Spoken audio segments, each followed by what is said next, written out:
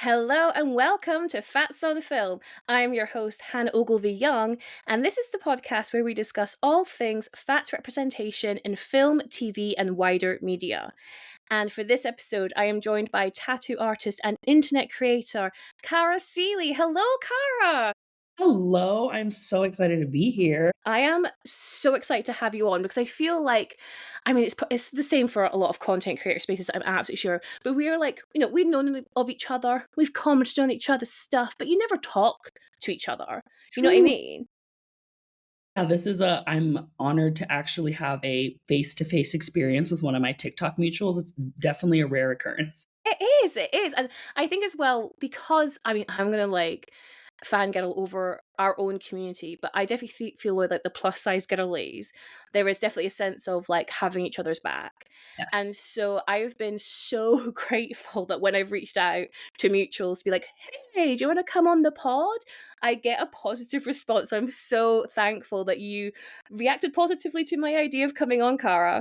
Yeah, there's definitely, of course your podcast is about fat representation, but there's just not enough people like connecting to talk about this. I think people are a little bit afraid to really get into the nitty-gritty of like what it's like to be fat, what it's like to see fat people on screen. Yeah.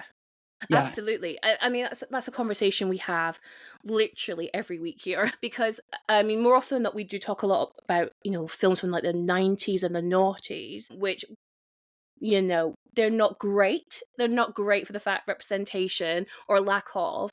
But then when we can start talking about the modern stuff and you think that we're a lot more mindful of the kind of characters and stereotypes we put on our screen, but it does feel like fat representation, plus size representation is still flagging a little bit behind. And I'm hoping, my little goal with this podcast is that we just feel a lot more comfortable even having these conversations to begin with, like you say.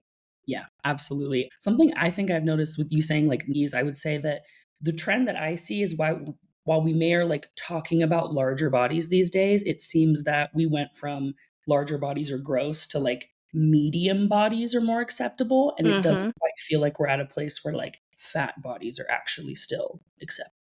That's a really fantastic segue, Cara. So thank you so much for doing my job for me of like why we're here today. So the listeners will already know because they've clicked play on this podcast, but we're here to talk about Bridgerton.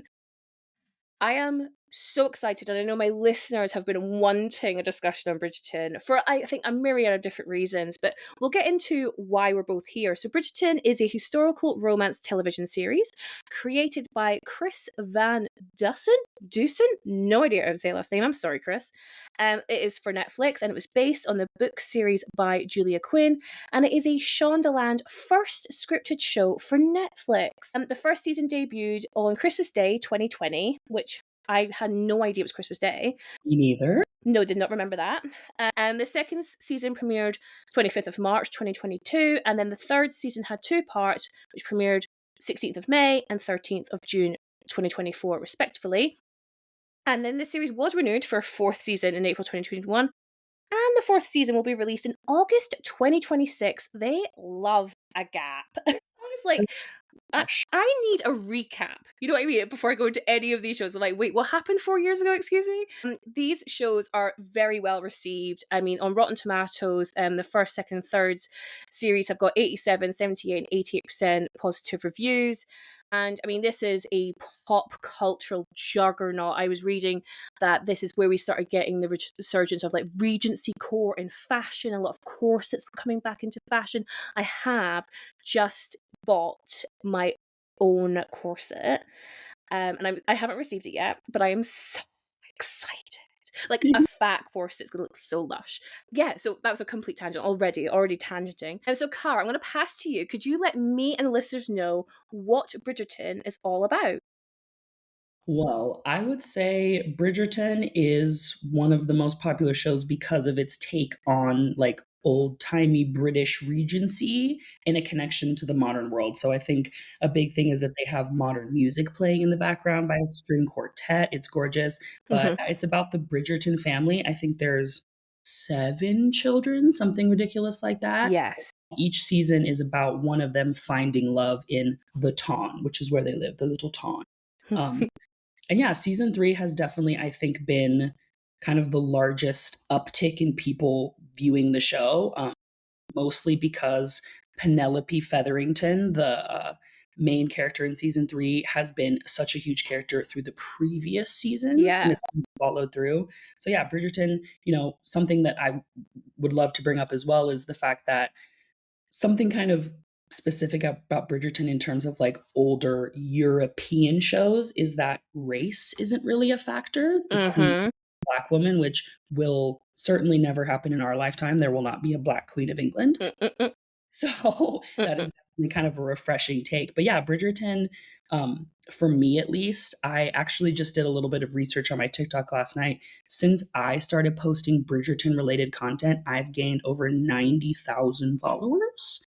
And, I've posted other content throughout this time, but I would say that some of the viral videos that I made based on Bridgerton Yes. have been a huge factor in me growing my platform by a Yeah. lot. Yeah. Well, I mean, that's why you were at the top of my hit list when I was thinking about guests for this podcast, Cara, because I remember, because I definitely followed you before the Bridgerton renaissance of the platform, but I remember you doing the season 2 monologues, and they were eating it up. Eating it up. So how did you even, like, where did you even think of, oh, you know what, I'm going to start lip syncing? Yeah, That's to Bridgerton. truly, I have always been a theater kid. I've always Sure. been like creative, like I love to act. Something about that is I maybe never got quite as many opportunities because they didn't want to make Mm, costumes for the big person. I hear I you. just Yeah. remember being told in middle school that I would have gotten the lead in a play, but they did not have costumes for me. Yeah, mind you, at a school that had tons of parents who were giving like it's a school that could have afforded to spend 2 days making a plus size costume, That's whatever, heartbreaking. but Oh, that's so I've rude. kind of had to, like, put my own foot forward when it comes to things like this, and so I think I loved season 2 of Bridgerton Mhm. so very much. Jonathan Bailey, for me Mm, personally, he reigns supreme, mhm, mhm, mhm, and so when I heard that monologue, which is a beautifully written and performed monologue, mhm. I don't know, I thought that there were so many fun ways to kind of portray the emotions that he was giving. Yeah. I will admit, I definitely recorded the first one probably like 5 or 6 times Oh, I'm before I sure. so that Yeah. first one, it may seem ever so natural and spur of the moment, but it was not. That's how good of an actress you are, though. It just looks so natural. No, I mean, I think this, but your point. That's how in the zeitgeist Bridgerton is. Definitely, obviously, with season 2 and your monologue, but then going into season 3, you mentioned it really was everywhere. There were all these articles being written about season 3. And are you watching season 3? Oh, it's over 2 seasons. Oh, we can't wait, can't wait, can't wait. And people were just so excited for the next season of Bridgerton. Like, I mean, I hate to be hyperbolic, but maybe I'm going to be. It really does feel like the biggest show in the world at the moment. I feel like everyone is watching it. Absolutely. I would say that a lot of people who aren't usually into, like, romance categories have gotten in No. because, at least when I try to get people to watch it, I say it is romance, but there's also drama, and it's funny, and it has so many aspects of it besides just the romance. Yeah, totally, totally. And have you read the books? I have not read the books. No.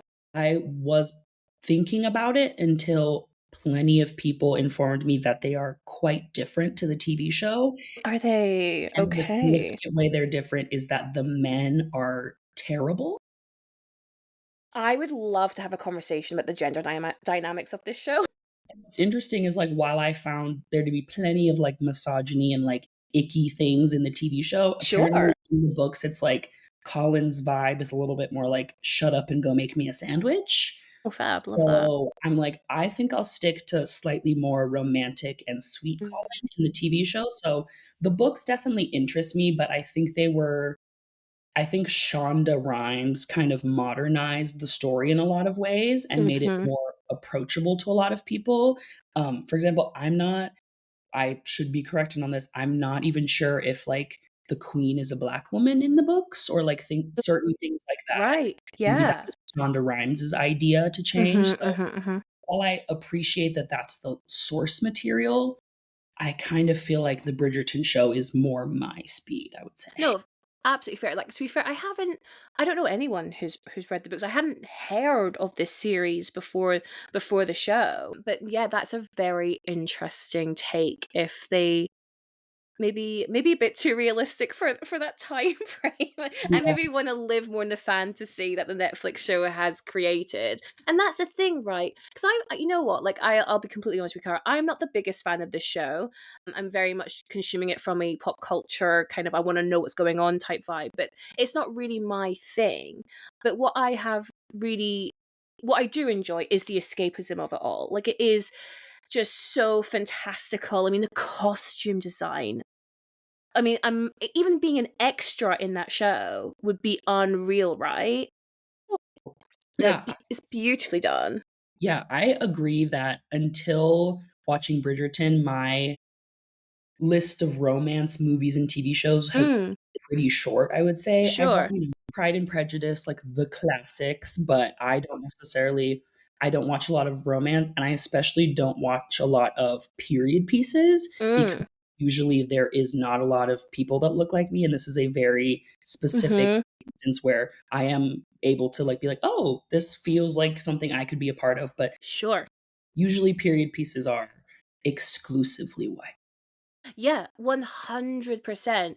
Like exclusively white and then also exclusively straight sized unless you have like a fat dad in there because they're trying to represent wealth in that way, right?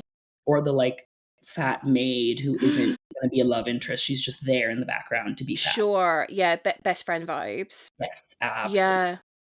Very good point. Well, let's talk about season three. We're obviously going to have to bring in season one and two as we discuss Penelope, but really, this is why we're here today because we have to talk about Penelope Featherington, the icon that she is.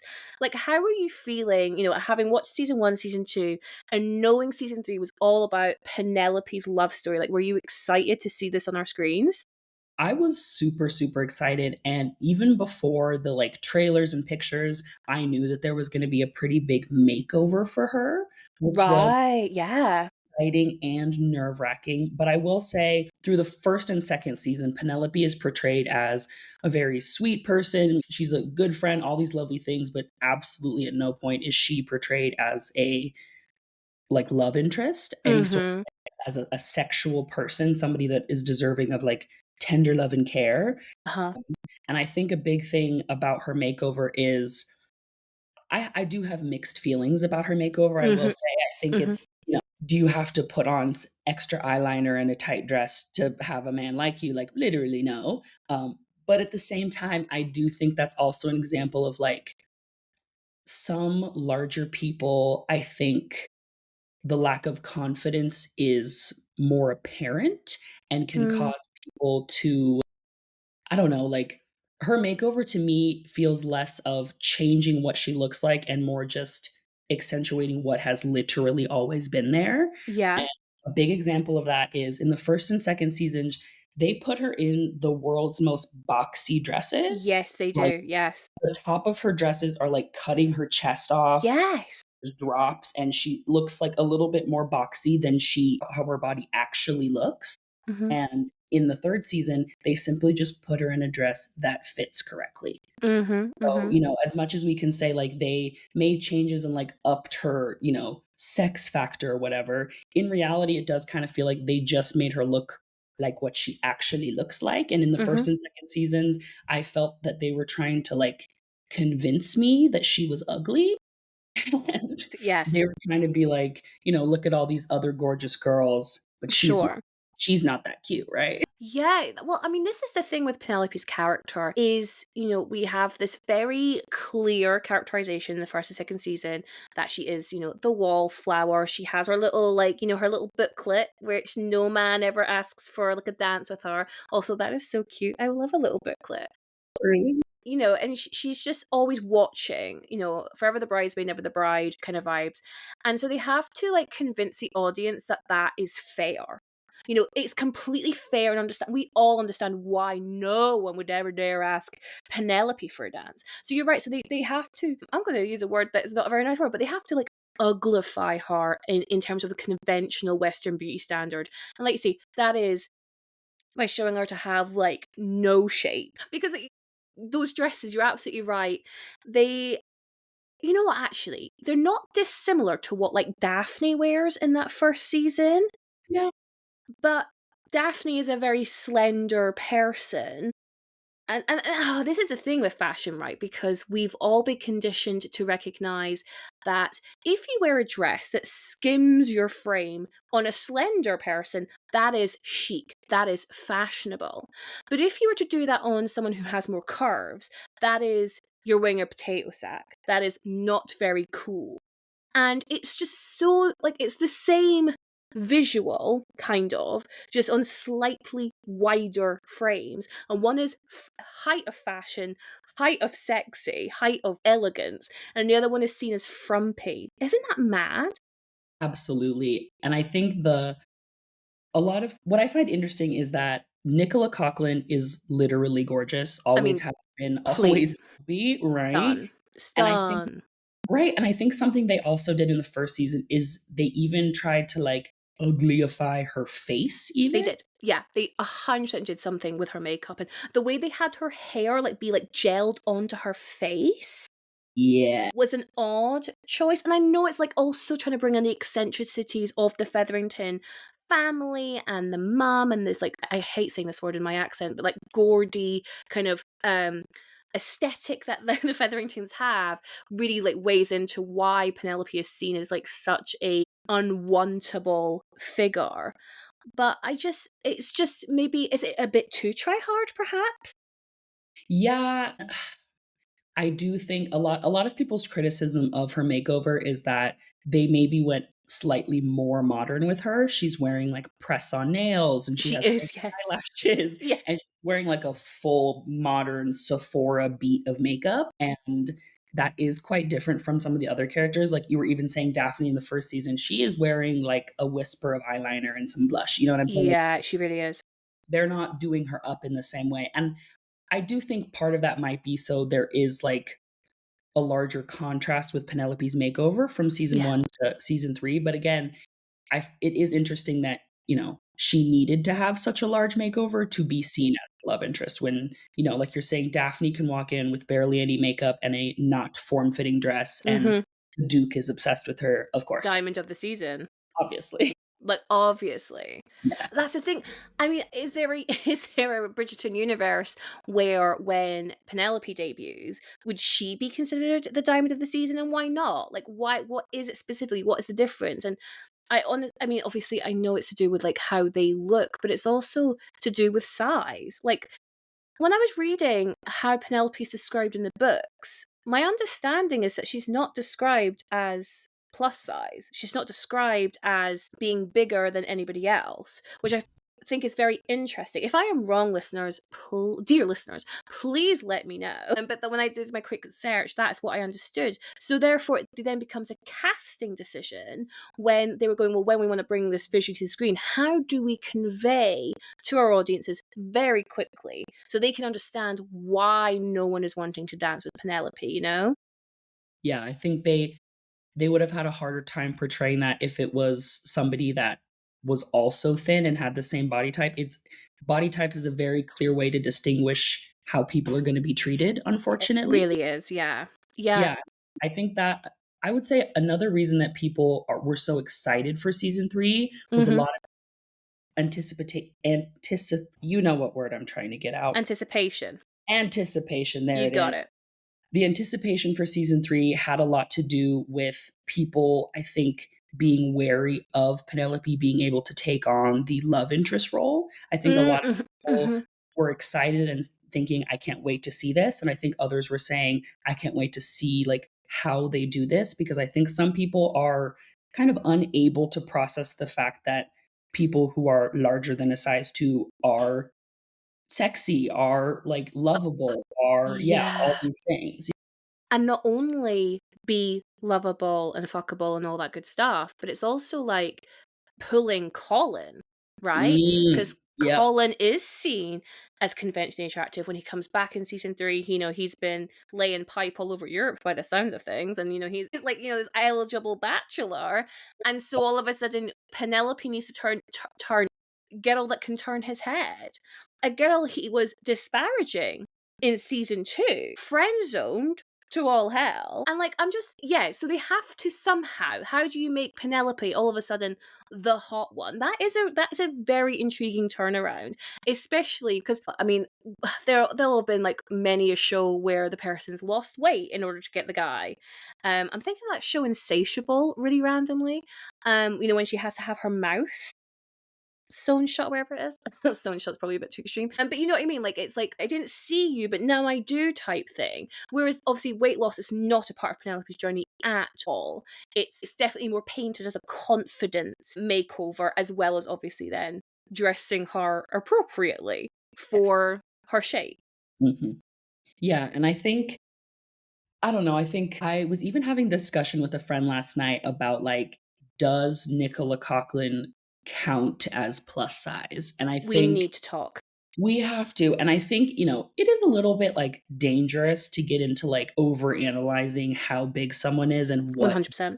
category to put them in, but when seemingly people of all shapes and sizes have so many opinions on this character and their role in this show as a larger person, I don't know, for me, it has been a little bit, like, shocking to hear how many people are like, "Yeah, it's so great to see, like, a fat person on screen," and I'm like, Mm-hmm.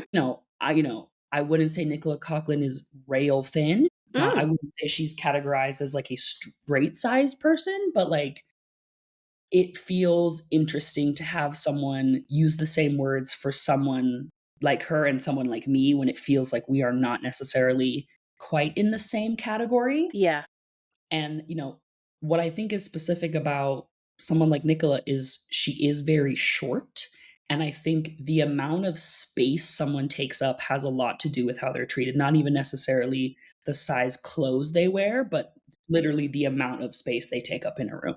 Yeah, I think it's such a like you say, it's such a dangerous conversation to go down in a way, because I find myself in this, constantly fighting myself in this podcast, car, because on one hand I want to talk about fat representation. I want to talk about it. I want to like break down the stereotypes and the tropes that we're constantly seeing on our screen, so we can challenge our watchers and consumers to really think about what they're seeing and then internalizing. But on the other hand, I don't want to talk about anybody's body. So like that's how do we navigate that? And I think like with Nicola, I have the utmost respect for this woman. Some of the articles I have seen written about her are heinous. What was that one? It was a mixed weight relationship. Like, My word. holy Jesus. Like, what does that even mean? Because unless you are the exact same weight as your partner, aren't we all in mixed weight relationships? Like, Yeah. and also we only ever refer to it when it's a fat woman and a thin man, but, that's the patriarchy for you. Yeah. I feel like that term even, like, makes it seem like the standard should be 2 people that are of the same body type, and that if Yeah. people of different body types, that's the, like, weird off-brand different way of having a relationship. Well, totally. And it's like assigning leagues based on your body type or size or weight. Like, oh, so if you're in a larger body, then you're in a different league. The thing is, actually, when I think about it, it does warrant some kind of a conversation, because that's how low the representation is. The fact that someone has thought, God, we've got to coin a term for this unique, novel experience we've never seen on our screens before. But like for people who move through the world and are real people, go, that's a really normal relationship. That's like the normal, but it's just so underseen on our screens. We had to have a whole fucking article on it. But yeah, like I think like Nicola, she has spoken about the fact that she doesn't want people to like think of her as plus size. She doesn't want to be considered the plus size representation because she isn't plus size, and I actually really respect her for saying that. Um, and she like isn't. She is shorter for sure, and she's got the most gorgeous of round faces, and she's softer. That in isolation is actually something we do not see on our screens enough, right? A softer body, a round face. And for that, like, I applaud that representation all day long. And it was gorgeous to see it in a sexual and sensual and longing light. But is it? plus size representation, I don't think so. And what I was quite what I was thinking about when I was watching this was, okay, so Penelope is clearly our token plus size person in this world, but in the Bridgerton ton, in its entirety, are there plus size people? And there are, right? In some of the extras and some of the supporting cast, there are bigger people. So then I go, okay, well then the show then isn't like saying Penelope is so large that of course no man would ever want her until she got the confidence to start dressing her way, because there are married bigger people in this world. So then I get really confused about the representation I'm seeing on my screen. Yes. Yeah, I think even in season 3, there was a plus size, like, background character who got engaged and married within, like, 3 episodes. I know exactly who you're talking about, and I was like, get it, get your bag. No, she's great, and yeah, that it is very interesting that, like you're saying, in this world, we have established that a big person is capable of being successful in the marriage mart and all these things, but Yeah. then for some reason, Penelope is the black sheep. She is shunned to the corner for some reason. And so that's when, like, it does kind of feel like her, like, separation from the Ton did, they're trying to portray it more as it was her lack of confidence. It was her Mm. acceptance as the wallflower that had her stuck there, and less to do with her body, because like you're saying, apparently we are being shown that like being in a larger body doesn't necessarily automatically disqualify you from being a part of No. society. So yeah, I think that Penelope's, like you were saying, if in the book she's not necessarily described as a plus size person or a larger person, that her character really is kind of more connected to her, like her inability to really get out there maybe did have more to do with her personal feelings and less to do with how people treated her. But then at the same time, why did nobody want to dance with her? Just because she's quiet? Just because she likes to stand in the corner? Well, I was thinking this because as we were talking, I was like, so what is it then if it's not her being listeners, I apologize. If it's not her being an abnormal shape and size for this time period, because they've established that that's not the case, then what is it? Because I understand why Eloise isn't getting asked to dance with. Eloise is so outspoken. She doesn't want to dance with anybody. You know what I mean? She's putting up those barriers. But Penelope would very much like to dance with somebody. She wants to be longed for. She wants the attention. And yet still, she doesn't get it. So then I would love to bring into this conversation, because I completely neglected to put this guy into my notes. But let's talk about whatever his name is, Lord Denby, who is Penelope's love interest for the first half of season 3. I Yes. loved him. No, no, but didn't we all? Right? Yeah, I'm like, yeah, I think that it was very apparent that he appreciated so many things about her off, like, from the moment he met her, like, the way, Literally. like, Colin has known this girl his whole stinking life, and he's over here like, "Yeah, she's a great friend," and Mr. Sexy Santa Claus pulls up in 3 seconds. No, not young Santa. He's a cute Sanny, yeah. He immediately is able to appreciate her for Yeah. only the fact that she's smart, she loves to read, she has so many things to say, but also she's beautiful and all these things. And, I will say that he did meet her post makeover. So Hmm. it is, we can't necessarily like predict how this character would have treated her prior to this makeover, but I don't know. Seemingly, I think they should have been together forever, but Yeah. But unfortunately, the show's called Bridgerton. yes, she had. So she doesn't know what a bloody Bridgerton. No, I think this is such an interesting perspective, because unfortunately for Penelope, she gets the very tropey, but they were friends all along love story. Now, I'm not saying there's anything wrong with a friends all along storyline, but you often find those storylines with people who are unconventionally attractive. Yes. Again, I want to make it incredibly clear. When I say unconventionally attractive, I do not think that Nicola Coughlan isn't attractive. I'm just saying, in the Western beauty standard, especially compared to what we've already seen with the other love interests of Bridgerton up until this point, she isn't that. She doesn't have a chiseled jawline, for example.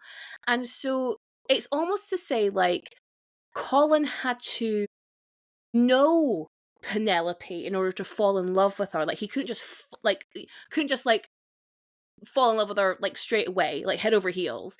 Like, he had to know her, had to know the real her before he fell in love, and then the makeover was a big bonus. The makeover turned his head, but he already knew her.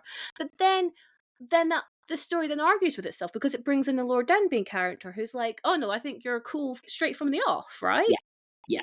So they do kind of like play around with Penelope a little bit more than some of the other love interest in terms of like who, like, is she worthy? Is she not? Is she, do people like her? Do people not like her? Do people appreciate her? Do people not appreciate her? And yeah, they do kind of toy around with her a lot more than a lot of the other female love interests in this show. That's interesting. So we've kind of spoken about how the makeover happens for Penelope in season 3, or partway through season 3. But like, from season 1 and season 2, we spoke about how she's like less confident. She's like a wallflower. She obviously overhears Colin saying some pretty nasty things to her. But then obviously the big secret for Penelope is that she is Lady Whistledown, Yes. right? Does Lady Whistledown work if it wasn't Penelope? Like, say, for example, because the obvious other person would be Eloise, right? But would it have had the same dramatic impact? I will say the reveal that she was Lady Whistledown at the end of the first season was Yeah. shocking. I was very shocked. You were gagged. I absolutely did not see that coming. I think it did work, and I think Mm. that is probably part of the reason they pushed Penelope's awkwardness and wallflowerness so heavily, is because Yeah. she kind of needs to be in the background to be Lady Whistledown.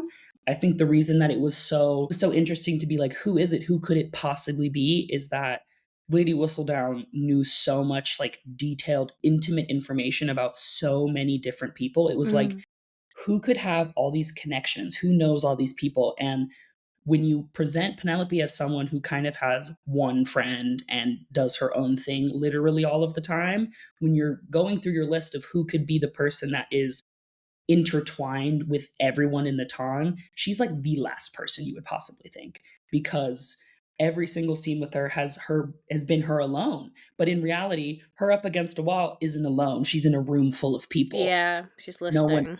no one is paying attention to her. So, yeah, I will say that, maybe part of what it feels like we're reading into in Colin and Penelope's relationship maybe really had to do with how they kind of had to portray Penelope in order for her to be Lady Whistledown. Because Yeah. I think if in the first or second season, if there was like any inkling that like if Colin was paying attention to her, he would have noticed she was Lady frickin' Whistledown. I want to get into Colin. But no, you're absolutely right. Like, but then this plays into her image. Like, she has to be someone who goes under the radar. She has to be someone who isn't to be noticed. Mhm. And we know, unfortunately, in real life, if you're bigger, you're either incredibly visible or invisible. It's a really weird it's a weird experience to move through the world. Like, people may not notice you at all, or they might only notice you. And I think for Lady Whistledown, she has to be invisible to a certain degree. But we also then see she really isn't invisible to some people at the same time. I mean, also, it doesn't help that she's dressed in like the most ridiculous colors ever. But I love the colors, but they are ridiculous at the same time. Yes. So she does. She actually does walk a very true line of what it is to exist in the world as a fat person in that respect. Which is, I don't know if that's intentional, but it's a reading. Yeah.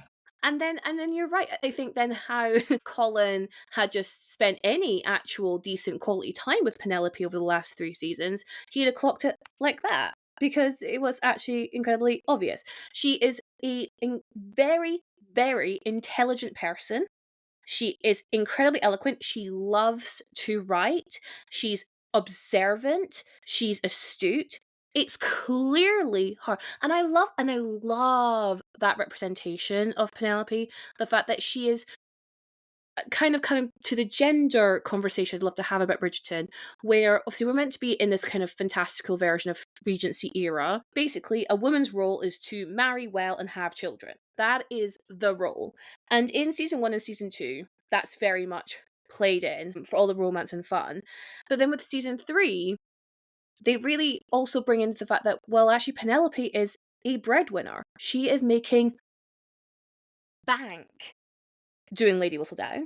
Like, so much money. She doesn't need, I mean, she does because of society and image reasons, but she doesn't actually need to marry a man at all. Yeah. And that's why Lord Denby is actually quite a good match, because he's going to go off and frolic and do all of his research and stuff, and she could just be at home writing away. But she's not a spinster then, because she's married. And so then when you have the whole Colin thing, and he realizes that she is Lady Whistledown, and he is so butthurt. And I was really trying to work out his anger. And don't get me wrong, I get Lady Whistledown's been a right, old cow, like bitching in the gossip rags and all that good stuff. But I was also like, calm down. You're marrying this woman. You know who Penelope is because you love her, blah, blah, blah. But then it turns out it's because he doesn't know what he can provide for her. And then she has to be like, I just want you to love and support me and be by my side. And I'm like, babe, are we, what? Yeah. It does get a little bit dicey there. Yeah. I don't dislike Pollin, Penelope, and Colin, Yes, yes, yes, yes. but I definitely agree. And you brought that up. I don't think I had really like analyzed that in the first season of Bridgerton, Daphne is extremely like marriage focused. She's the diamond of the season. Very. She's like the perfect daughter that's here to get married immediately, right? Yeah. And in the Yeah. second season, the female love interest is a woman who is desperately trying to get her sister married. Yes. Yeah. Both of the female leads in the first two seasons have been, like you're saying, very marriage focused because of the world they live in, not because Yeah. they're women are obsessed with marriage. Like literally, the world they live in is telling them all you have to do in life is get married and have babies. And have children. Yeah. Yeah, and then exactly in season 3, maybe because it didn't feel like an option for her, but maybe because she actually is like thinking of other things. But yeah, Penelope is not really concerned with finding a husband. And yeah, of course, you can say maybe that's because no one has really offered the option to her until Maybe. season 3 came around. But like you're saying, she's an extremely independent, intelligent, smart, thoughtful woman. And yeah, I think that in this Regency era, because that's so rare, I think, yeah, part of Colin's anger is maybe just like straight confusion Yeah. because, Penelope is kind of an anomaly, someone who, yeah, a woman who like I did the conversion when she said how much money she had made. I think it was Yeah. like $500,000 like in today's money. Like if you did the conversion, like she made My so God. much money. Like she was bawling. And so it's like, Good for her. yeah, it's seemingly most men in the ton don't make 500,000. I mean, So yeah. yeah, Yeah, and so because when Cressida tries to blackmail Penelope, she asks for 5,000, and then because Colin fucks it up, it goes up to 10,000. absolutely, yes. Yeah, because he tries to be all man about it and be like, I'm going to protect my family and my woman and all this kind of stuff. But he fucks up because he's so like, first of all, Cressida, I really adored the character of Cressida in season 3. I think she was so complex and her motivations were just so interesting compared to everyone else that was going on. But like, it was like he thought he was playing checkers, but Penelope and Cressida were playing 3D chess. They were like on another level. And I was like, mate, you know what? Stay in your lane. This isn't about you. This isn't about you, baby. It's fine. I mean, even the fact that like he discovered that his fiance is the incredibly elusive gossip columnist of the Mhm. town who has been operating this business almost entirely by herself. She has Literally. been even the other people she uses to like make the little like cards or whatever, like she is the like manager of everything. She facilitates all of it. She does everything. So you just discovered that she is even like I will say like Colin I do think grew to like appreciate that Penelope is a smart and great person, but like you now find out that she's even more of all the great things you knew she was. She's smart, she's capable, she's like all these great things. And you're like, don't worry, girl, I'll take care of you. You just found out that she has been, in fact, taking care of herself Mhm. this whole time. This You know that whole time. yeah, you know she doesn't have her father around anymore. Her mom is a little bit never thinking about her and only focused on her two other daughters. The two other daughters are hilarious, Oh but my a god, little they're so funny. They're so funny. brilliant. Yes, but So they're brilliant. also like a little bit useless in terms of like Useless. completely useless. Love them. So it's like you know who Penelope is. You know that she is this Mhm. incredibly strong, capable, independent person, but, like, the second she's in trouble, you're like, "I she couldn't possibly handle this. I must take care of her." She can't handle this. No, it's such an odd. I don't know. I didn't see it coming. I think that's the other thing. I didn't see this shift for his character where all of a sudden he felt emasculated. It seemed, and the amount, and he's so pissed off at her, and then it's just before the wedding. And then they have that kind of meeting in the street where she's like coming back from the dressmaker's house and he's coming back from whatever like the men's club. Yeah, And um they like the amount of times lovely Penelope has to tell Colin that she loves him in the last like 3 episodes is wild. Like, babe, come listen to what the woman is saying. She loves you. It doesn't matter if she's whistled in. Doesn't she clearly loves you? She's loved you forever. Like, just hear it. Anyway, they have this like tryst against the wall because they're like, I don't know, kissing, make upping. And he goes straight under her dress. And I was like, Colin, just give us a second. You know what? I know what will make everything better. Just, shove something up you. And I was just like, oh, God, Colin. Especially because we've already had, like, we haven't even spoken about the carriage scene. I don't know how we've neglected to talk about it. But the carriage scene, which was amazing. absolutely. It was I so good. And I loved the Give Me Everything version. Like, I love the Pitbull, because I love Pitbull. I mean, who doesn't? If you've got ears, you must love Pitbull. But that version slaps. And I was like, this is so hot. And like coming back to representation again, to see a, rounder faced person, like say a softer bodied person be lusted after like that. Please. absolutely, and I think something that I'm so glad they continued on with. I would have been very upset if they didn't, but something that I think people love so much about this show is all of these men are extremely lustful. Like they are like, Mm. "Oh, like I love you." It's like, "I am obsessed with you. I want Mm. to crawl inside you and live there." Like they are obsessed. So, that is something that they had to continue on with. Yeah. Otherwise, it would have been pretty apparent that it's like sexy skinny Daphne, sexy skinny Kate, and then Penelope's fine, Just Colin friends likes vibes. Yeah, but going back to what you were saying about how the anticipation for this season was people were excited to see how they were going to transition Penelope into this, object of lust, object of desire, comparing it to season 1 and season 2. This show has a reputation for being horny as all hell, right?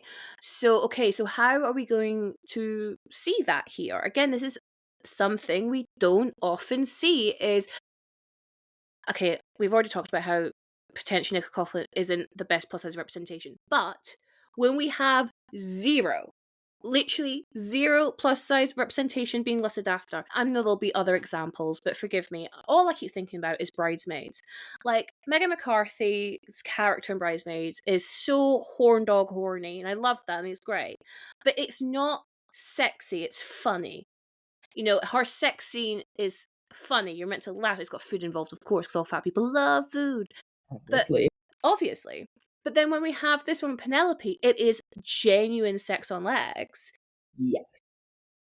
I mean, whatever the guy who plays Colin, what was it? Do you know what his actor's called? Luke Newton, there it is. Well done, Luke Newton. His eyes are saying like puppy I love you forever eyes. Really well done, really well played, and it's such a hot scene, Cara. I love it. It really is, and I think, like I don't know. I know that some people thought that maybe it was too big of a jump from how Colin was acting and then to him being like so lustful for her. I will say Mm. I am a Colin defender in the sense that in the first couple seasons, yes, Colin is a dickhead and is like, I would never court her, all these things. But he like, there are endless clear signs that he does like her. Yes. Like, Yes. even if he doesn't want to know, like actually think that, he seeks her out. He's always looking for her. Like, Yes. he absolutely, there was a lust building inside him. And Mhm. I think, a little makeover and a few more intimate conversations maybe like sparked the flame, but I do think it was there the whole time. I don't think he just like woke up one morning and was like, "Oh my god, Penelope." No, no, no. Couldn't agree with you more. Like they are setting this up from day dot that he may not realize why he is seeking Penelope, but he obviously really enjoys her company. My only potential reservation with that, though, is that it could give this idea that he felt like he shouldn't fancy Penelope because she isn't conventionally attractive. He could have any girl in the ton, so why would he pick Penelope Featherington? And that is something that is something that happens in real life, right? Is we get this every so often when a brave man steps forward and he goes, I'm gonna say something I'm not meant to say, and that is that I find plus size women hot. And we all go, what a brave man.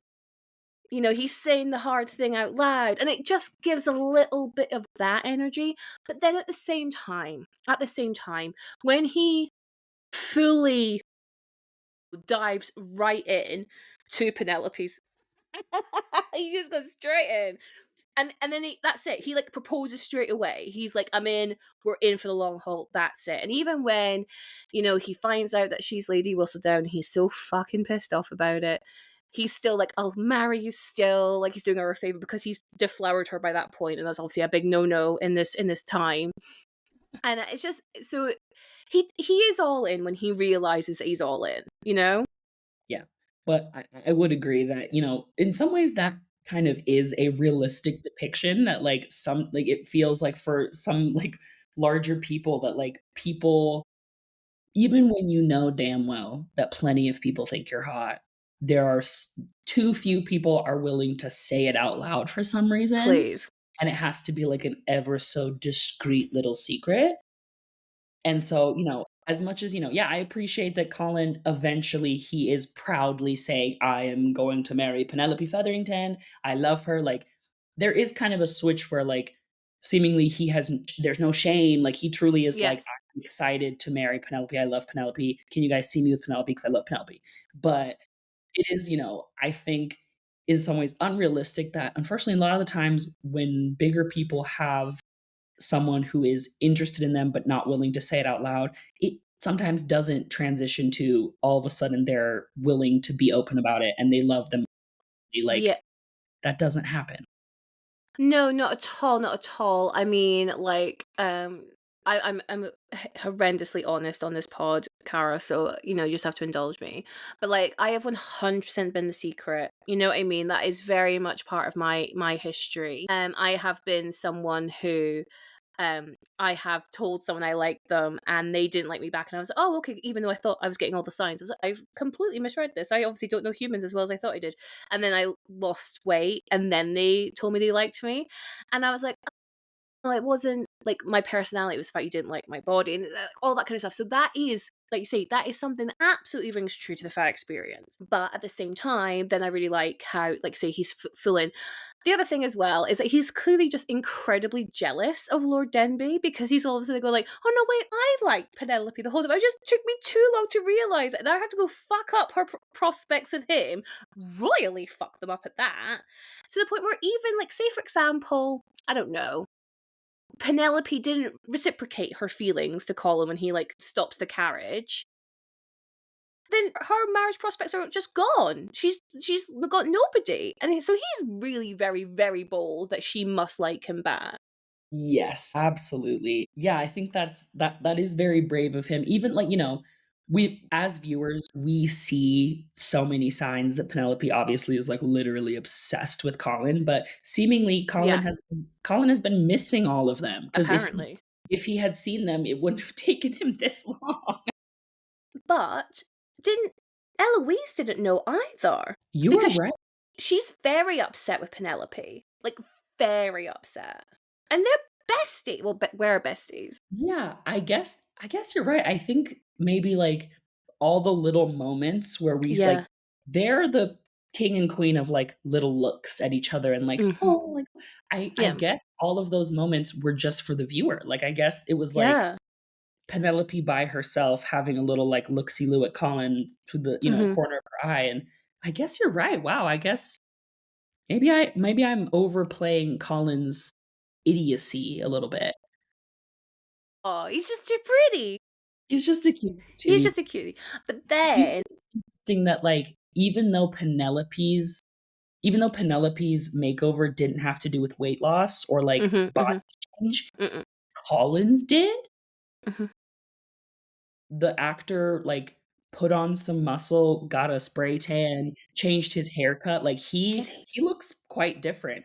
He was cute before, cute after, all of these things, but, like, seemingly they kind of, like, tried to add a larger gap between their like, how people view them. Like, Colin Mm, in the first couple seasons is kind of portrayed as, like, the nerdy brother, like, the brother that he's not, like, nobody likes him, but he's not, like, a sex symbol in any case. Like, he's making little jokes, and he does kinda hang out with Penelope on the sidelines every once in a while, and he has friends, but he's not a sex symbol, and then he comes into season 3 with, yeah. like, a six-pack and a spray tan, ready to fuck anybody who's willing to fuck him. No, and the Bridgerton sideburns. Like, he's, like, become a man because he now has these babies. No, I'm just having a look. There's, like, I found this, like, side by side of season 1. So in season 1, he looks like a literal child. Baby. Season 2, he's a bit fuller face, and he's wearing a lot of these high neck collars. And in season 3, he's definitely lost a bit of the round faceness, the sideburns, and like his chin is chinning. Yeah. Like, yeah, they gave him angles. No, 100%, and, in the Right. first couple seasons, I don't think Colin ever takes his shirt off, but in the 3rd season, it's like, "Just so you guys know, he has a six-pack. Just so you guys know, he's fit." Just 'cause yeah, like, they had to keep reminding us that, like, Mhm.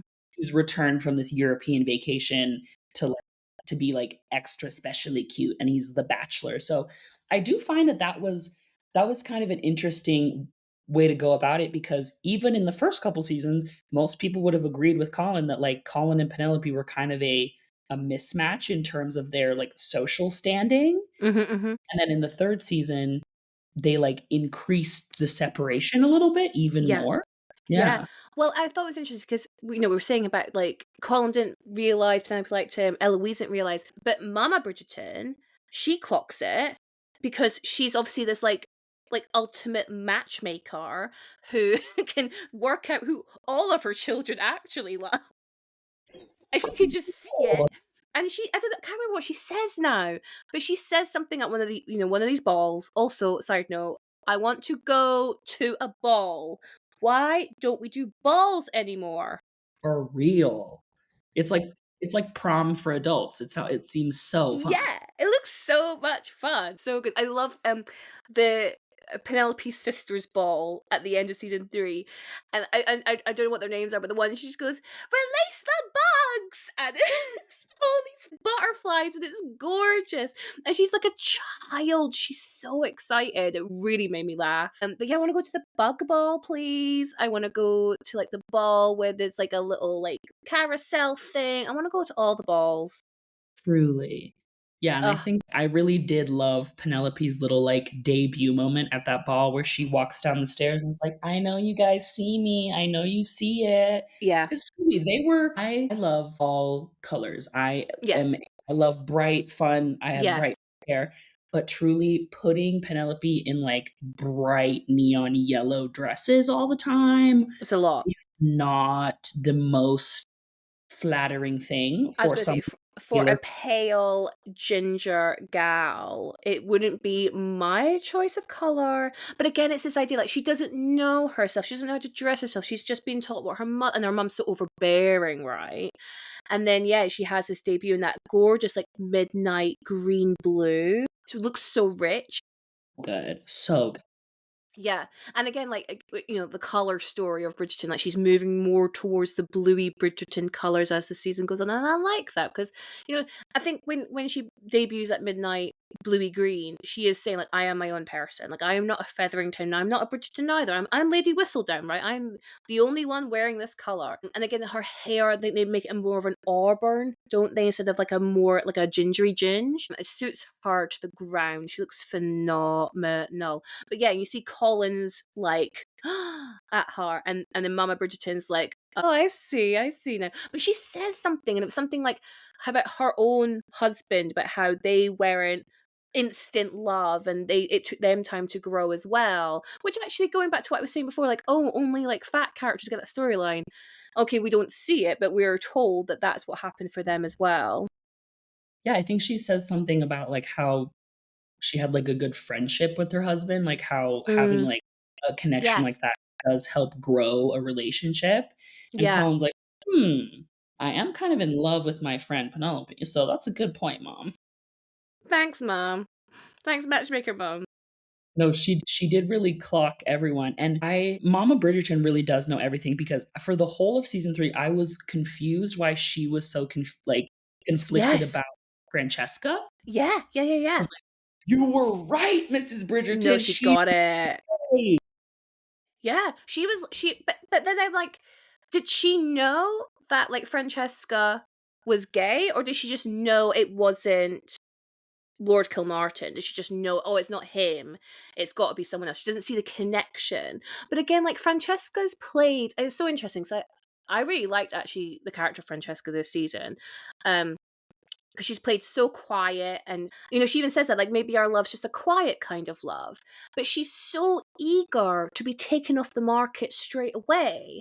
And I was like, but why would, like, I mean, I guess on some ways you don't want to be on the market a second year. That's a whole thing in itself, isn't it? You don't want to be debuting again the next year.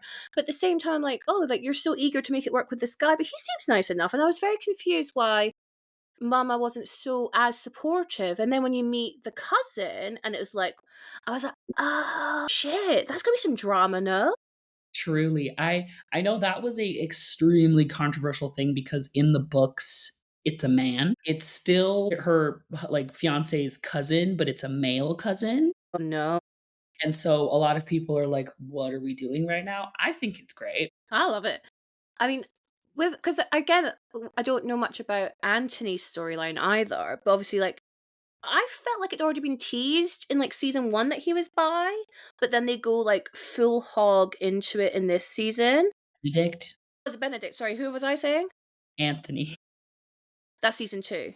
Yes, Oh, my Mary bad. Sorry, Anthony. I did not mean that. No, Benedict. Benedict, yes. So I thought they teased him being bi in season one. Yeah. Yeah, and then so then season three he goes full hog. I was like, okay, fantastic, love that. But I wonder if that's in the books then. I think it is. I think that is like there is little other teases of like queer representation, but I Mm. think that Francesca being bi or gay or whatever is definitely a big switch. I know that some Mm. people were concerned because apparently in the books there's a whole storyline where like she's struggling with like infertility or something and like the No. cousin plays into that, but I'm like, I don't know, like I'm not sure how significant that is supposed to be to her character, and, like, Mm. I'm not sure. I think that I know that the director said something about how, like, Francesca is written as, like, she doesn't quite understand her feelings, and she's trying to, like Yes. so then the director, who I believe is a gay woman, was like, "That kinda sounds similar enough to what it feels like to be gay and you don't understand it." Oh, sure, sure, So she sure. kind of, like, transferred the similar vibes to a slightly different story. But I'm excited to see Okay. it. I'm excited to see I am. bisexual Francesca. I'm excited to see bisexual Benedict. Just adore bi representation on my screen. And I just got very excited when I saw it with Benedict, and I was very like intrigued to see what happens with Francesca, because it's just like, you know, not to in any way just discredit like bisexual representation, but more often than not, it's often said, not actually acted upon. So it was actually really nice to see it actually acted upon. And I'm really interested to see what happens to Benedict's character, because I loved how confused he was when the other guy was there. And I was like, babe, what did you think was going to happen? They read you the second they clocked you. They were like, well, you're going to, we saw you from across the bar and we think, I'm like, come Literally. on, catch on. And he got there in the end, bless him. Also, this might be really shady and I apologise, but how old is Benedict meant to be? Because that man is clearly 40 something. I'm sorry to this man, but he is clearly 40 something. I started watching Bridgerton with a friend of mine a few months ago, showing them the ropes, and Doing the kept Lord's work. he kept being like, "So Benedict's the oldest." I'm like, "Well, Literally. he's the oldest." Yeah, No. I think he's a very handsome man, Sure. Yeah. but he does read a little bit older than kind of every other Bridgerton. Like, he Yeah. looks like he is closer in age to their mother a Yeah. little bit. And again, their mom is also beautiful. Like, obviously, Stunning. And I yeah, love her love story as well. So good. no, truly, I think this is kind of another concern, like, issue people had with season 3 is that some people felt like it was spread a little bit too There was thin, a and lot going on. we Yeah. didn't necessarily get enough, like, meat and potatoes of Mm. Colin and Penelope, and we had a little bit. Mm.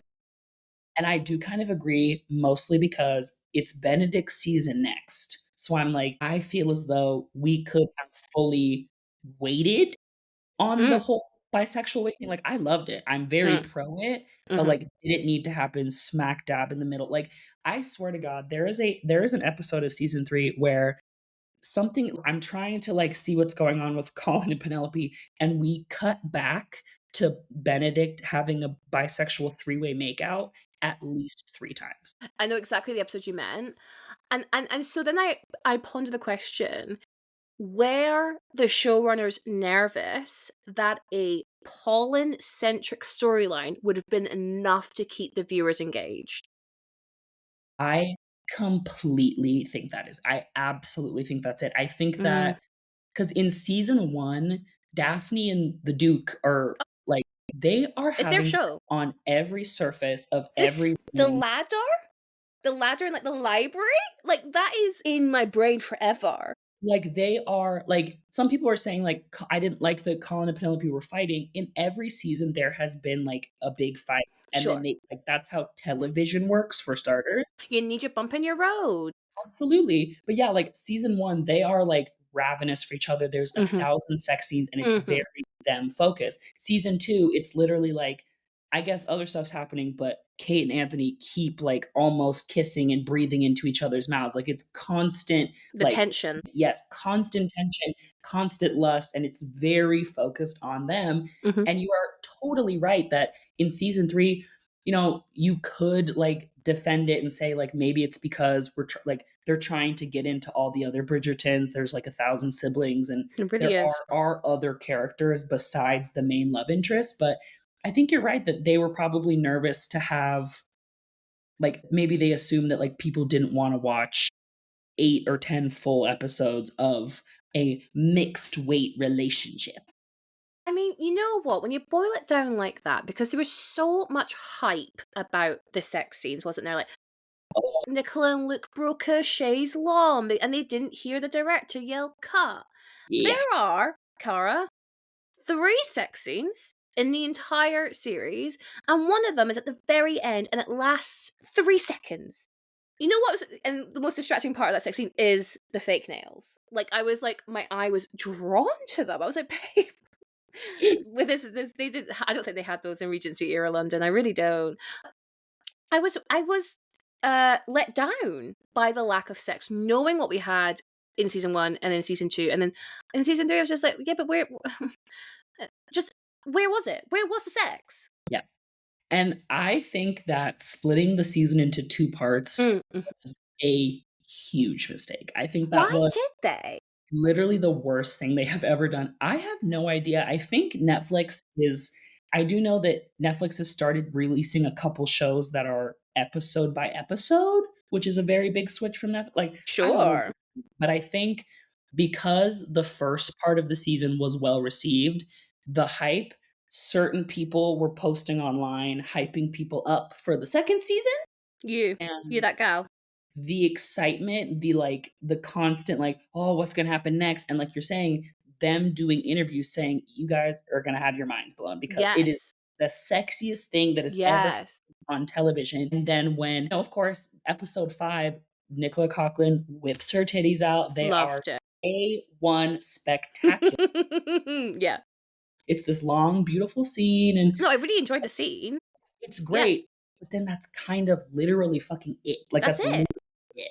Yeah. And so it's like people, I think that they misunderstood that, like, we didn't people don't actually watch Bridgerton just for the sex scenes. We watch it for the sex scenes, the build up to the sex scenes, the lust. Like, okay, I think about this all the time. Pride and Prejudice is one Mm, of the most popular romance movies of all time. mhm, They do not get together until the last 5 minutes of that movie. mm, They are mhm, literally it is an entire movie of lust and build up. mm.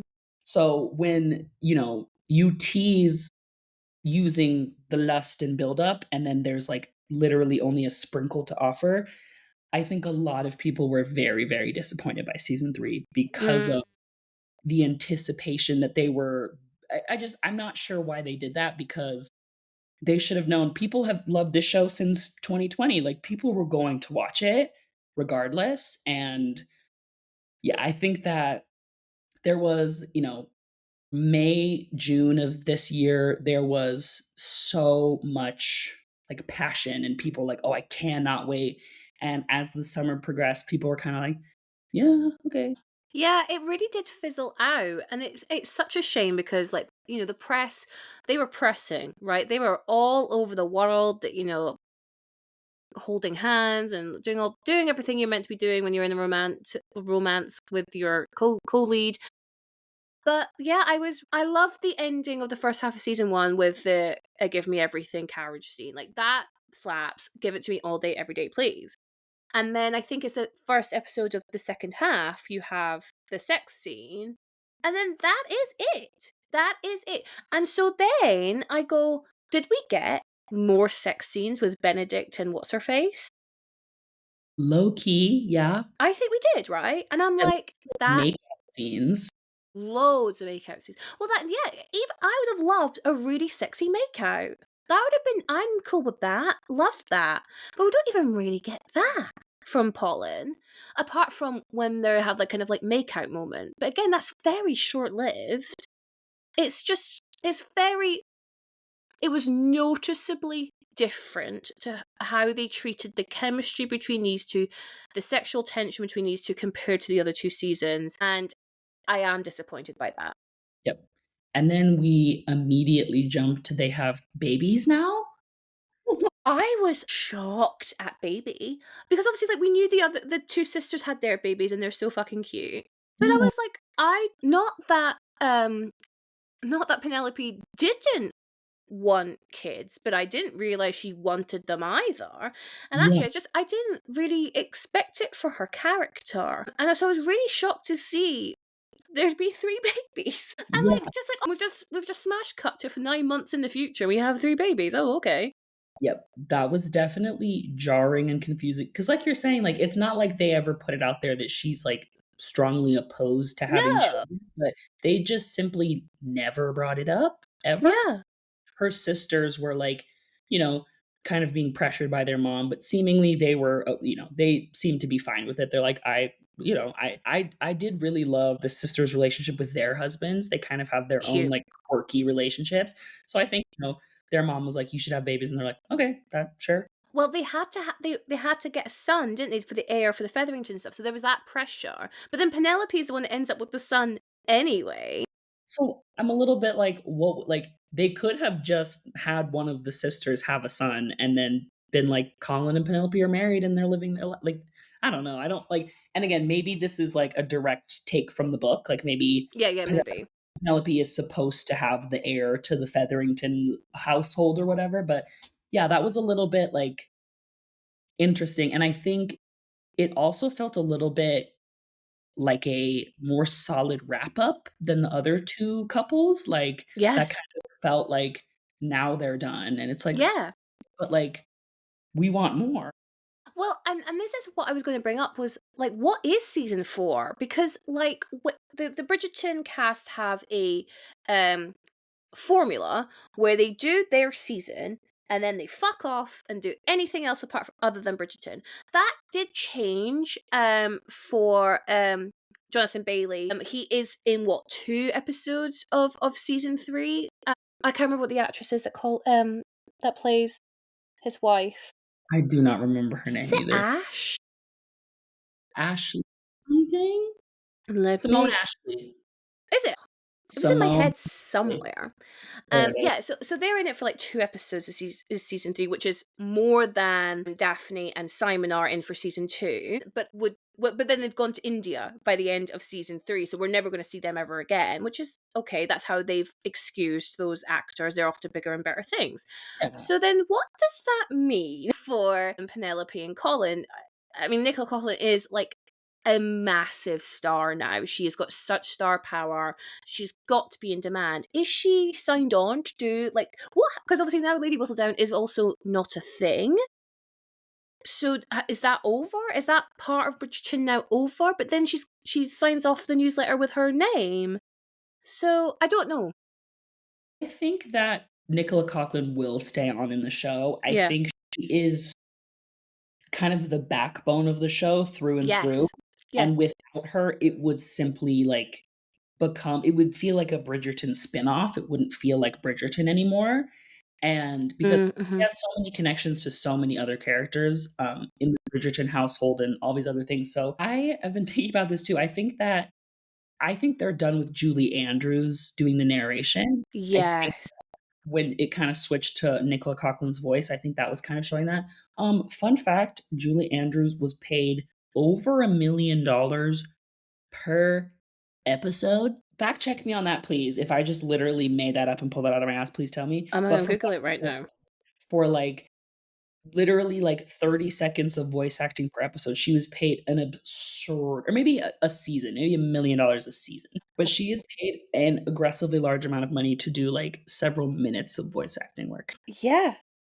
I don't know if it's per episode, but definitely she was paid £1 million or Yeah, million yeah, yeah. dollars. Yeah. So I think maybe part of that is they wanna be done paying Julie Andrews so much money, but I am hoping that Nicola will continue on as, you know, as much as I don't want this to be the truth, it may be kind of a similar situation to Anthony and Kate, where Mm. she's maybe not in every single episode, or Yeah. if she is, she's not, like, in as many scenes, but I think she has to stick around. And also, like, yeah, if you're gonna hit us with the jump cut to now they have a baby, you gotta show us them, like, raising the baby. Like, you can't just tell me that she had a kid and then we never see her again. Yeah. No, I absolutely agree. Okay, so she doesn't have season 4 on her IMDb just yet, like in production or anything, but I don't know if they are actually in production with season 4 yet. I know they've announced the casting, haven't they? Yeah, and, as much as we love the bi representation, Benedict is marrying a woman. A woman. I saw that. I saw that. Yeah, I don't know. I'm definitely intrigued. I think that's the thing. I left season 3 going, I'm interested to see where this goes now, but I'm also apprehensive because I'm like, is it gonna be as good? Like, because like the Lady Whistledown, that's the Queen's storyline more than anybody's, right? Like, that is what the Queen is hunting for the past 3 seasons. Queen Charlotte. Like, imagine getting to be the person who gets to design her hair.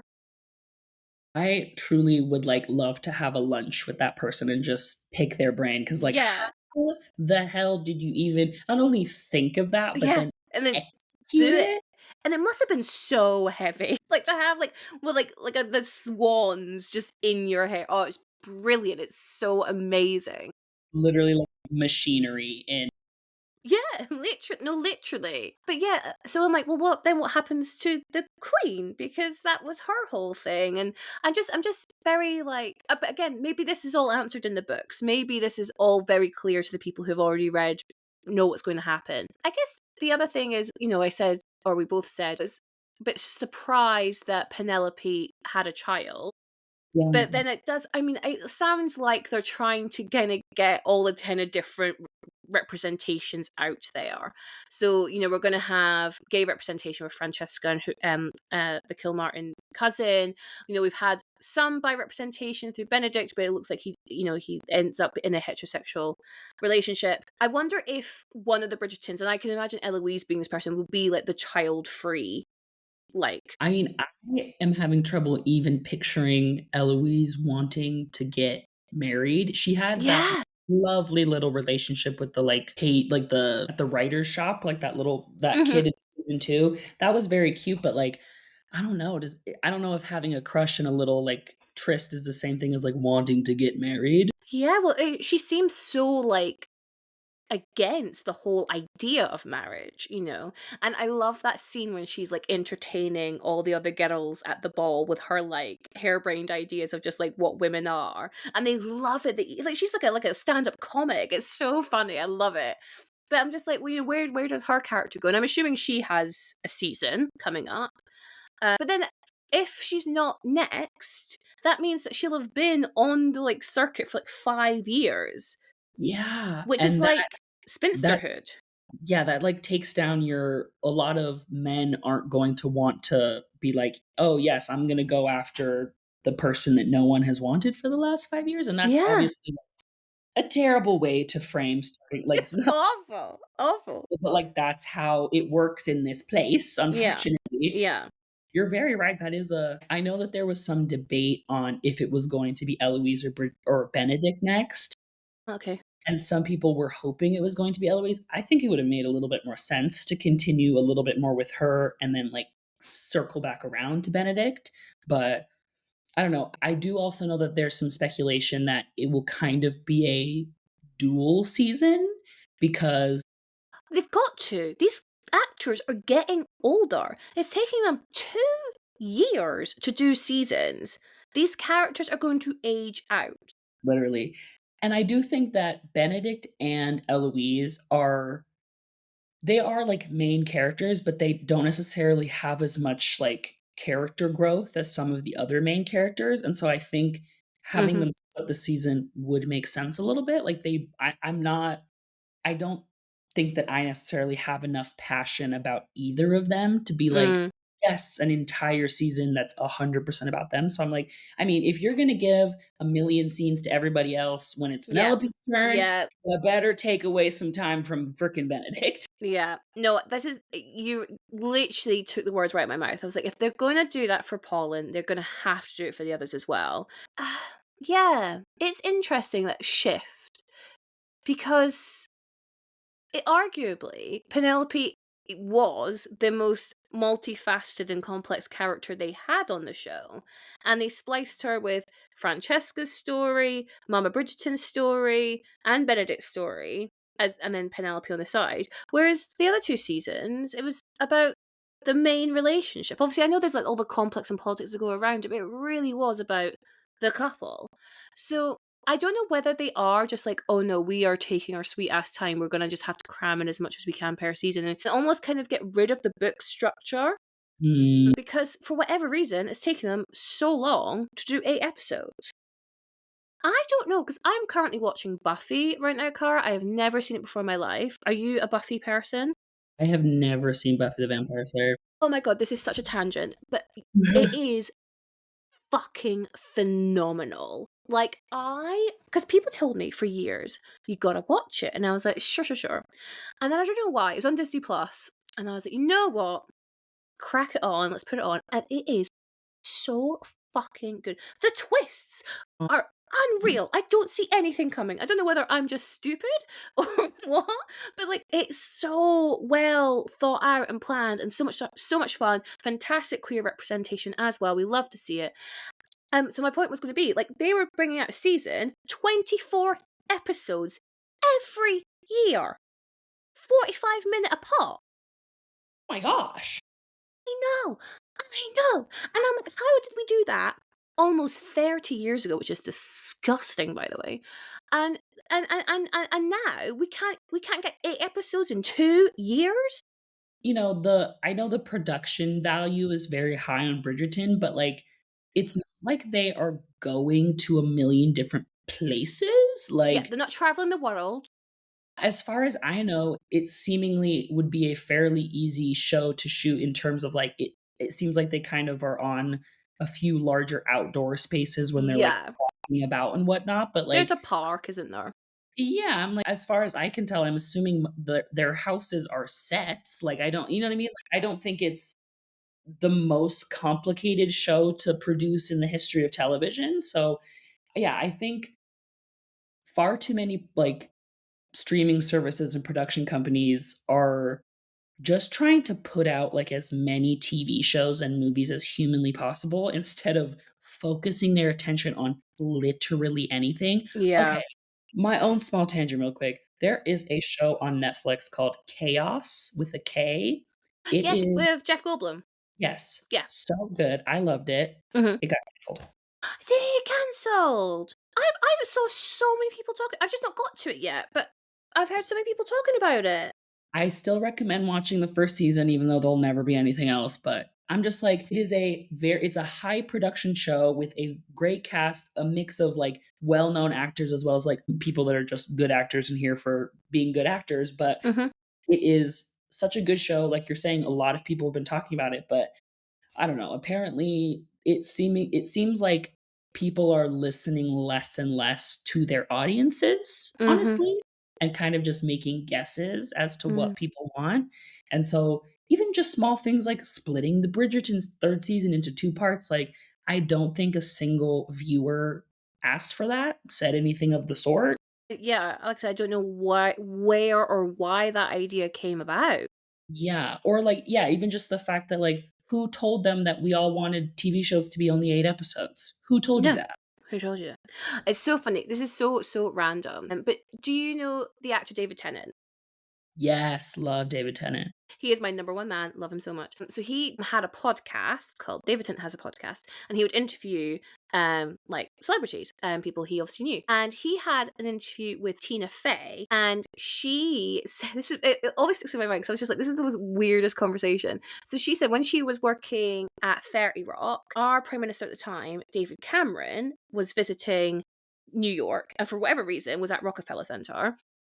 And she was there, and she was there to, like, kind of be introduced to the Prime Minister of the UK. And apparently, David Cameron asked, because the UK TV market is we always do really short seasons. That's like our thing. And apparently, David Cameron asked Tina Fey, like, how could she help influence the UK TV market to make longer seasons of things? And so Tina Fey was like telling David Tennant this story, and David Tennant's like, "What? Like, why is David Cameron getting getting involved in that weird thing?" But yeah, like she was just like laughing about it. But there has always been a difference between UK British TV and American TV, which is we always do like shorter seasons and then we're kind of done, whereas American shows have always been longer. Those like 24, like the show 24, so it's 24 episodes in a season. But now it seems like we've kind of amalgamated to, because Netflix, everyone can watch it. We've now gone to this like in between where it's like 8, maybe 12 episodes if you're lucky of a show, and they take forever to be made. And like I said to you at the beginning, if I'm going to be watching season 4 of Bridgerton in 2026, I am going to need a recap. I'm going to need 15 minutes at the very top to be like, okay, this is what happened, by the way, FYI. Right. That's wild.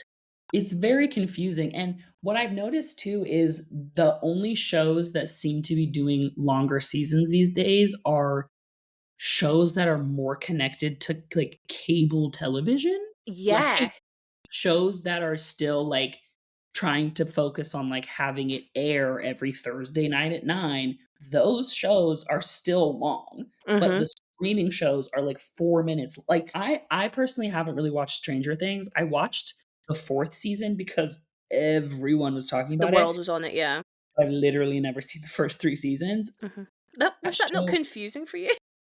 honestly, it had been enough of, like, a pop culture thing that, I knew the basic premise, so I was, like, a little bit lost, but it was still, like, exciting to see, but I think that show maybe is, like, maybe 10 or 12 episodes, like, it's slightly longer, but it's not a very long show, like, season of television at all, and they're supposed to be 2, maybe 3 years older than when the first season aired. They went from 13 to, like, 20.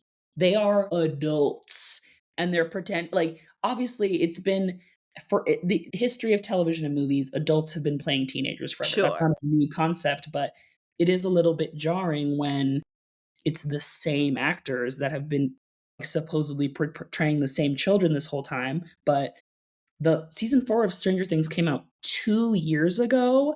I don't even think they've started production on season 5.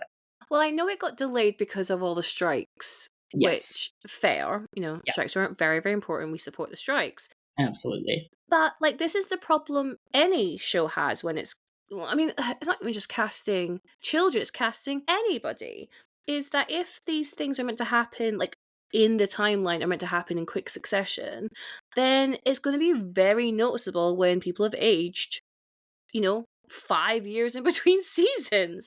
And especially like, Millie Bobby Brown, she's literally just got married. Like she is a wife.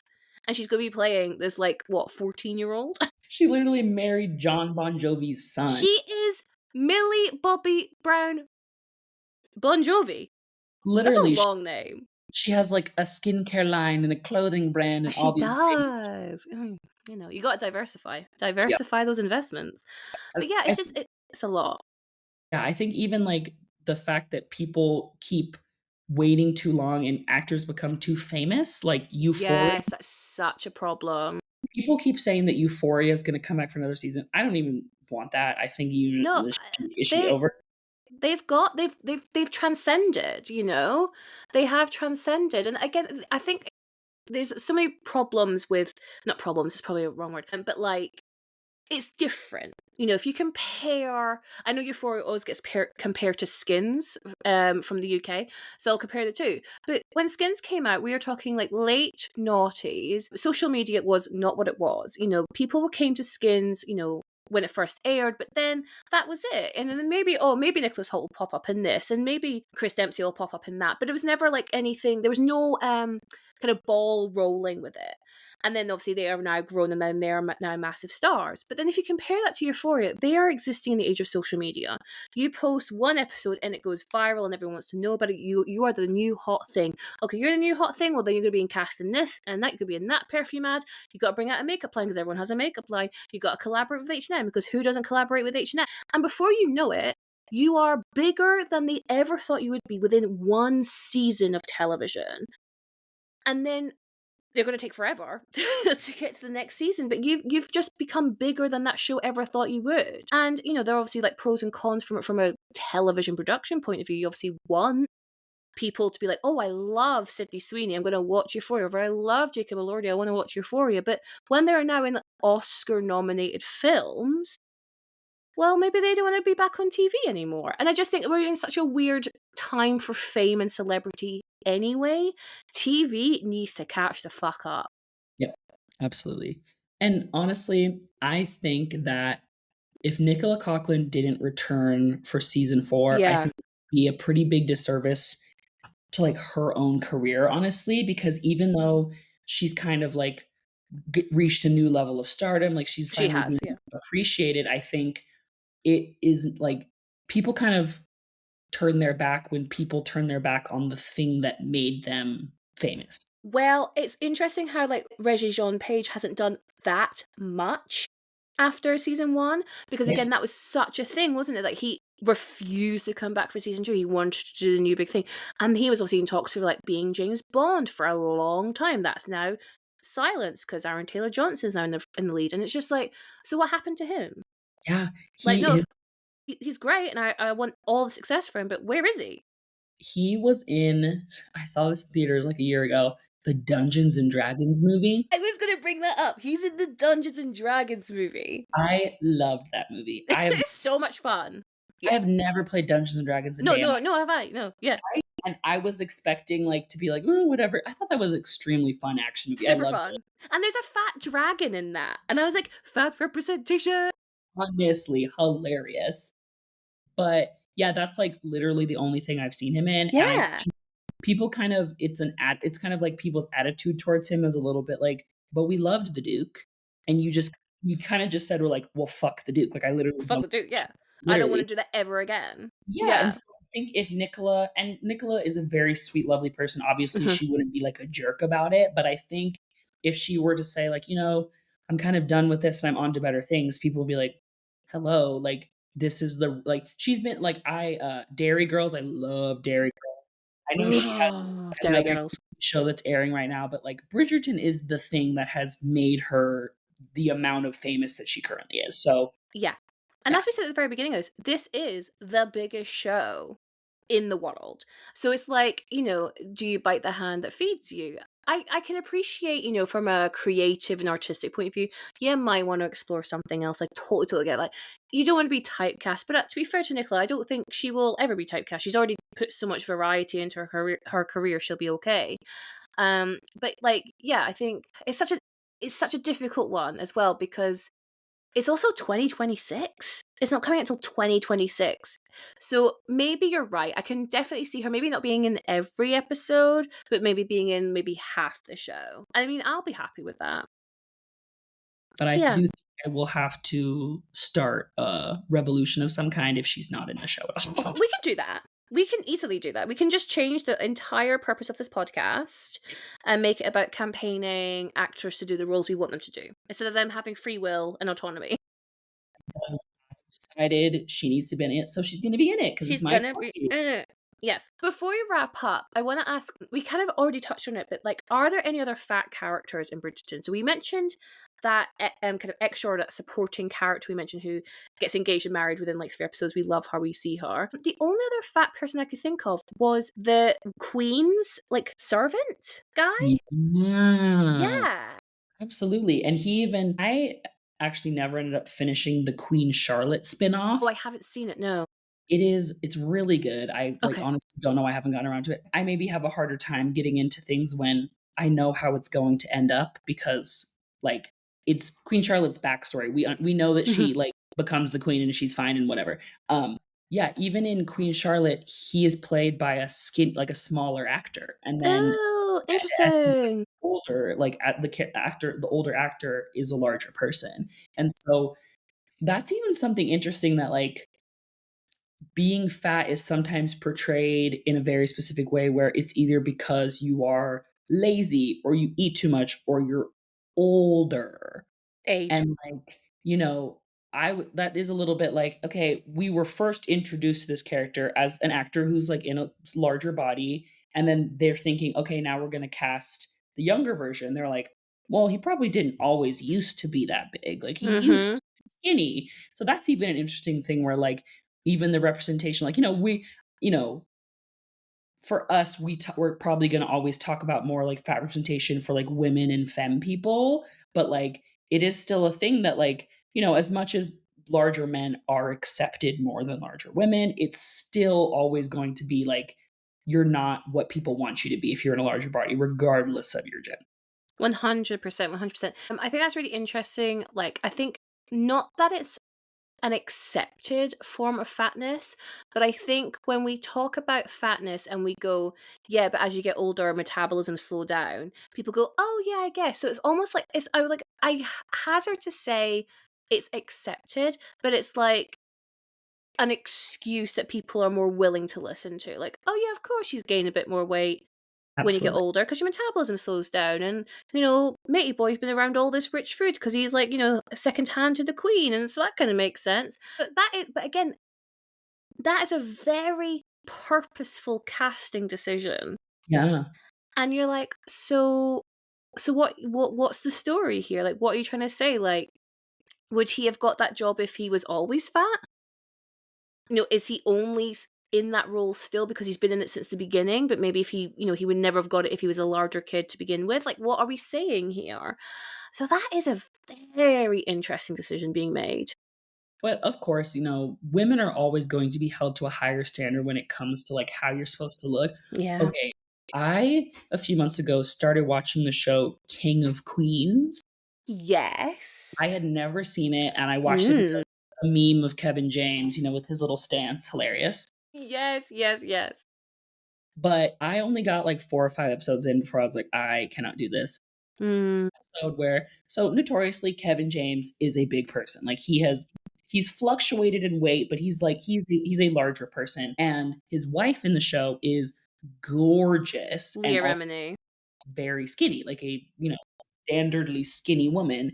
And there is an episode where he finds a photo of like her grandma and she's fat.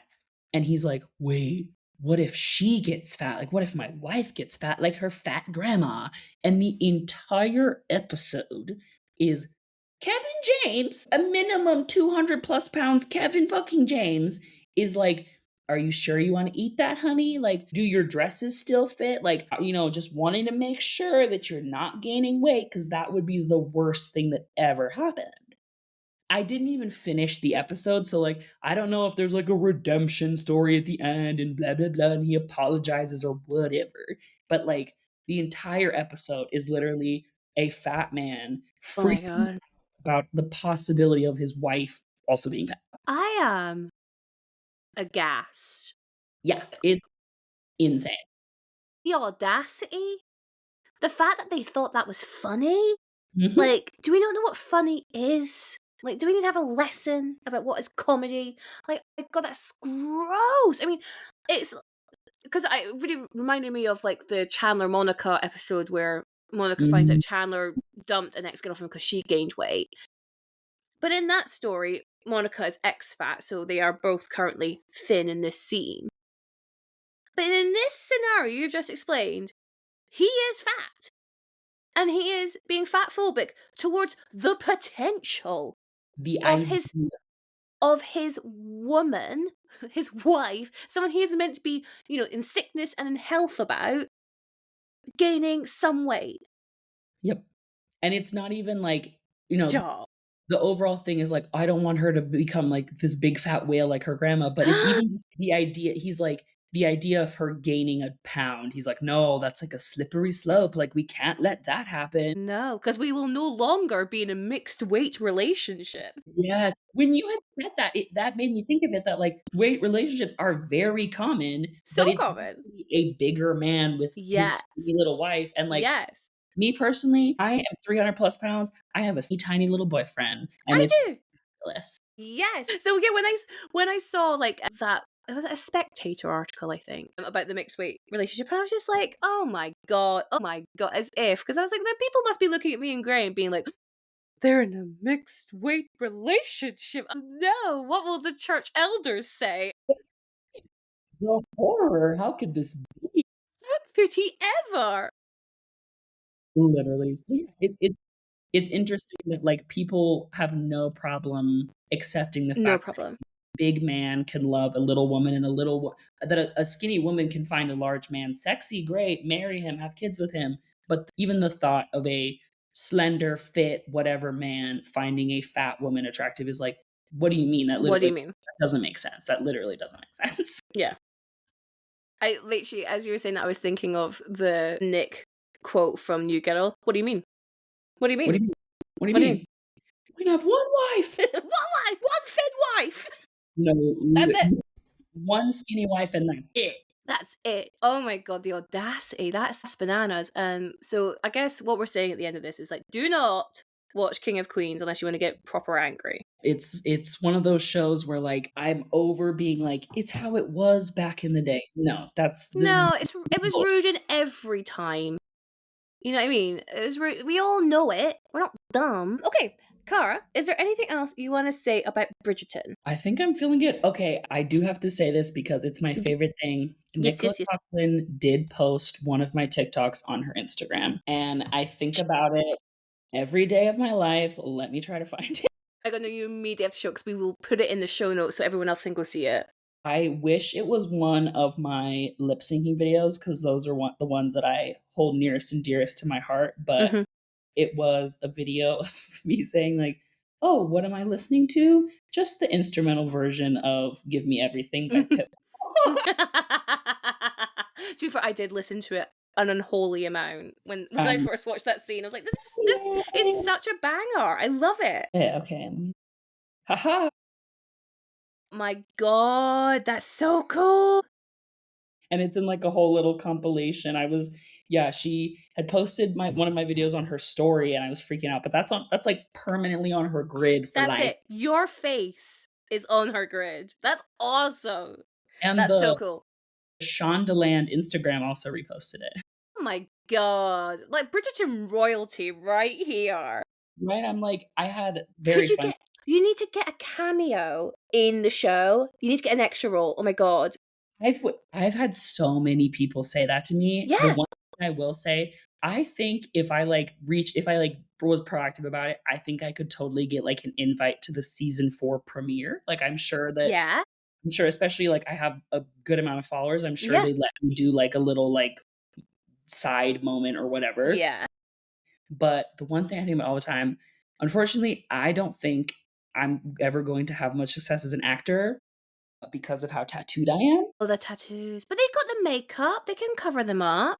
It takes, like, literally hours, and Oh. I think, unless someone is super passionate about me needing to be in a show and be an actor, I don't think many people are gonna give me the time. Like, Pete Davidson, a white, tall, skinny, handsome man, has trouble getting roles because he's so Mm. tattooed. So I'm like, Mm. I don't think, I unfortunately gave up on my dreams of being an actor a long time ago because I don't wanna be typecast as the fat or the tattooed person. The alternative gal. Yes, I don't wanna be the tattoo artist cameo in every single TV show.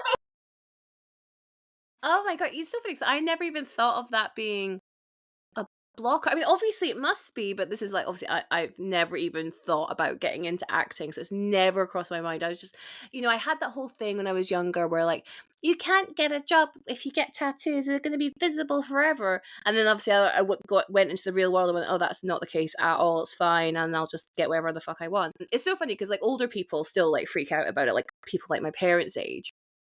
They're like, oh, but like what happens if you regret them? It's like, well, then I'll regret them. There are Life worse things to regret. You know what I mean? I have several tattoos that, if I could go back in time, maybe I wouldn't get them, but life is too short I to mean, no, this is it. Life is too short. Like, it's fine. It's all good. It's all fun. It's just fun. People and luck don't know how to have fun anymore. for real. And luckily, I'm a tattoo artist, so I am allowed to be No, covered you are. in tattoos. That's such a good point. Okay. So, at the end of a Facts on Film episode, Cara, we love to rate our films and we rate them on how well we think the film or TV show we've just watched represents fat bodies or larger body types. And we like to rate them out of ourselves.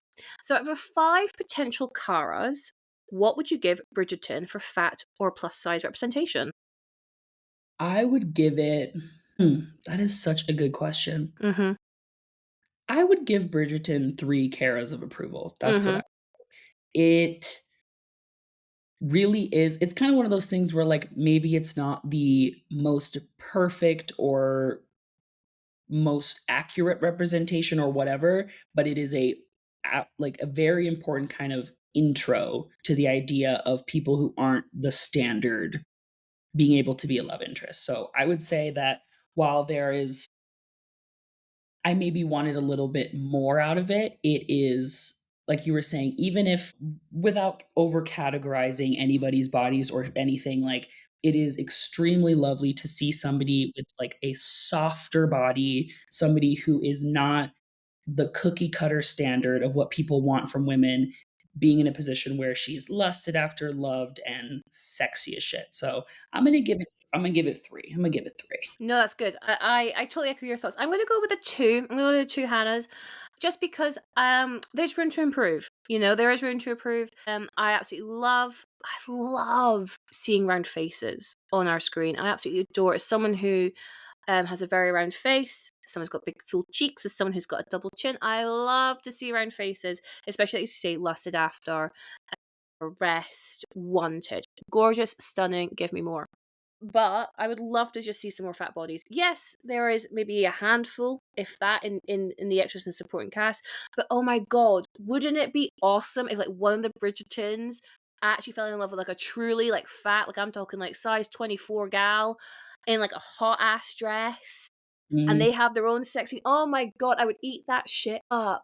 but I don't think this show has the balls. I really don't. But I would love to. I'm going to put that challenge out there. Who knows? Who knows what the future may hold? So yeah, I think it's just got room to improve. Yeah. So two Hannahs from me, 3 Caras from you, and that's Bridgerton.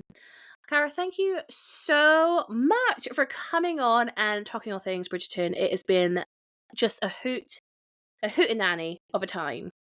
I had the best time. Thank you so much.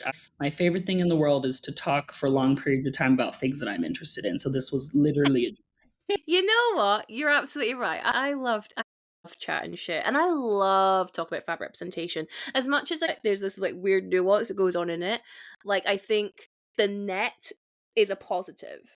I think at the moment. So yeah, it's always such a rich conversation, and especially talking about, as we've said a couple times, the biggest show in the world. So Cara, can you please let me and the listeners know where they can find more of you and your work? You can find me on TikTok at Cara the Queen, with 2 E's like Megan the Stallion. Mm-hmm. And I'm also a tattoo artist. And if you want to check out my work where I do tattoos, I have an Instagram, Cara_tattoos. Perfect. And the links to Cara's social medias will be in the show notes below to make it super, super easy for you. And I'm going to link the reshare of Nicola's reshare of your TikTok as well, because that's so cool. Thank you so much. Oh, no, wait, I need to do mine. So then the listeners can find me and all my plus size fashion stuff, and I talk about like fat acceptance and fat liberation and body positivity over on my TikTok, Instagram, and Twitter at Queen Bee Says. And then the podcast is at Fats on Film on Instagram and Twitter. Thank you so much for listening, everyone, and we will catch you at the next episode. And remember to stay fat. Bye!